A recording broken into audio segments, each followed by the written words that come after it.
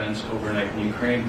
And if that bombing doesn't end, are you considering new sanctions on Russia? So we are thinking that very strongly that they both want peace, but they have to get to the table. We're waiting a long time. They have to get them to the table, and I think we're going to get peace. And a commitment to the principles of the United Nations Charter. This includes the principle that all member states should settle their international disputes by peaceful means. Resilient power sector, Ukraine offers the South Africa to have a joint mineral hub to produce and transport fertilizers to support the whole of your region. There are potential projects in the agricultural sector. These can lead to better bilateral trade results between Ukraine and South Africa.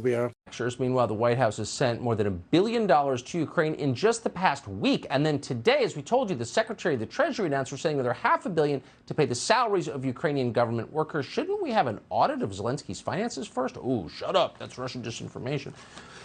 Since our democracy, it was the first visit by the President of Ukraine, informed by the fact that by the Africa Peace Initiative visit that the President undertook to Ukraine and also to Russia to place on the table the 10-point plan that came through the Africa Initiative. And the engagements today were centered on that, and we are glad from the fact that some of the components of it are beginning to bear.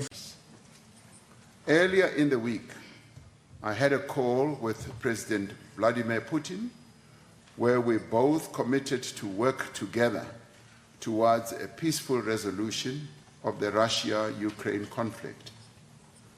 South Africa stands ready to continue to support all credible as well as inclusive multilateral efforts at achieving a just and sustainable, comprehensive peace. Between Ukraine and South Africa, we are ready to work together to create modern security systems for such facilities like your national parks, urban environment settings, new technological advancements in the area. We are ready to talk on that. We are also ready to work together to drastically increase power generation in your country, from atomic energy to the renewable one. Affordable energy is always contributing to economic growth, and I already tasked my professional team to look into a joint strong project between our countries. They're selling that man as a hero, and he has, for a full year, done his best to get your sons to Ukraine to die on behalf of his country. He's not a hero. He's an anti-hero. He's a destroyer. Lieutenant Colonel Daniel. And the engagement between President Ramaphosa and President Putin reflect the fact that there is a role of bridge that South Africa can play in this matter to help the diplomatic process that is going towards the peaceful negotiations. He hadn't heard it today in that meeting, and we were hoping that that meeting would begin by thank you for everything you've done for us. We wouldn't be where we are today without you. We wouldn't even have a chance to negotiate a peace without the help you gave us. By the way, without the help you gave us when you were president in the first term, because President Obama refused to provide them defensive capabilities. And I think that we have to be very open and very honest, and I'm not sure that we did something bad.